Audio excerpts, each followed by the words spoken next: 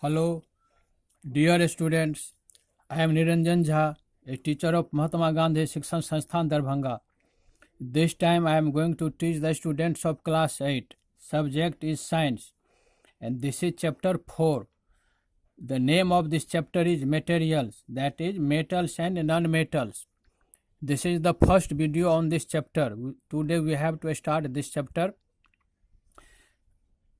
We see different types of things around us. Different types of things. For example, we see table, chair, bench, book, etc. around us, and we daily uses all these things. All these things are known as matter. Now first we have to know what is matter. I have written definition: anything which occupies a space, has some mass, and offers some resistance is called a matter. Anything, for example, suppose chair is a thing. Chair has some mass, definitely chair has mass. It occupies some space and it offers some resistance. Here offer some resistance means it can apply some force, and if we have to move the chair, then we also have to apply some force on it. It has all the three properties necessary to be a matter. So chair is a matter.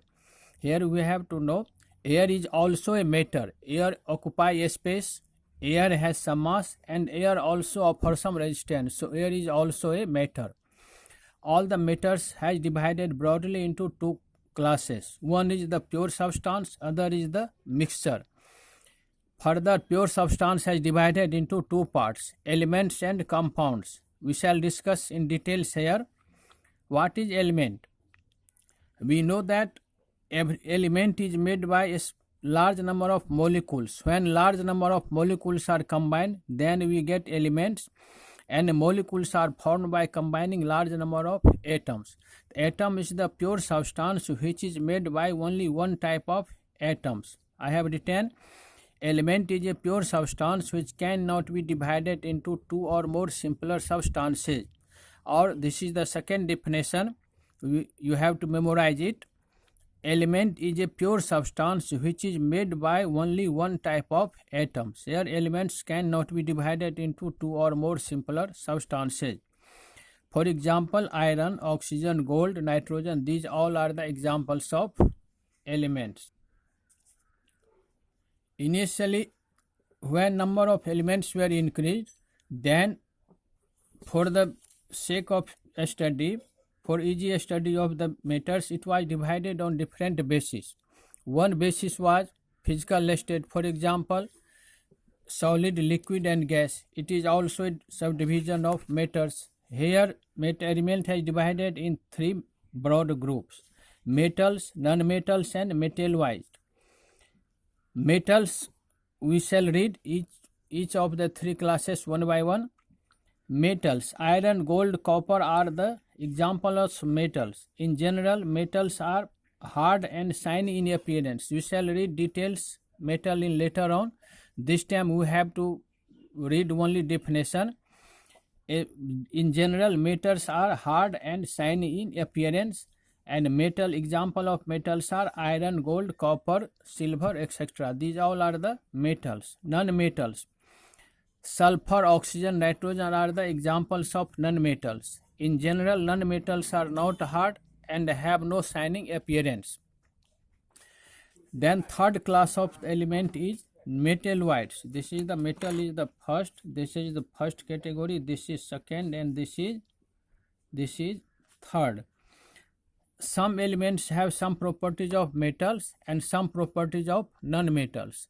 Those elements cannot be put either in the class of metals or non-metals. A separate class has decided for them. Some elements have some property of metals and some properties of non-metals.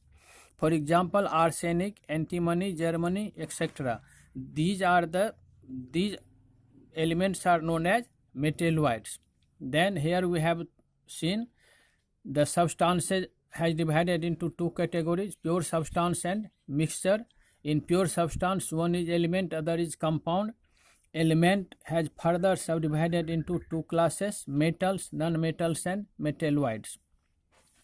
Now occurrence of metals and non-metals. In elements, metals and non-metals both have included. and the earth crust is the main source of the metals and non-metals. All the metals and non-metals are available in the earth crust. In some earth crust, one metal is present in more percentage. In some other earth crust, at some other places, any other metals or non-metals may be obtained in more percentage. The part of earth crust that contains some metals are called minerals. Minerals are that part of earth crust in which some metals are mixed.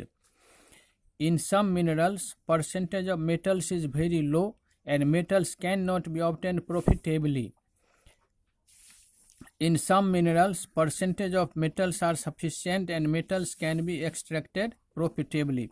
That minerals from which metals can be extracted profitably are known as ores. All ores are minerals. All ores are minerals. But all minerals are not ore. Those minerals from which metals can be extracted conveniently and profitably are called ores. In some ore, certain impurities remains present. Or when we extract ore from any part of earth crust, then that is not pure metal. Different types of impurities are present in that ores.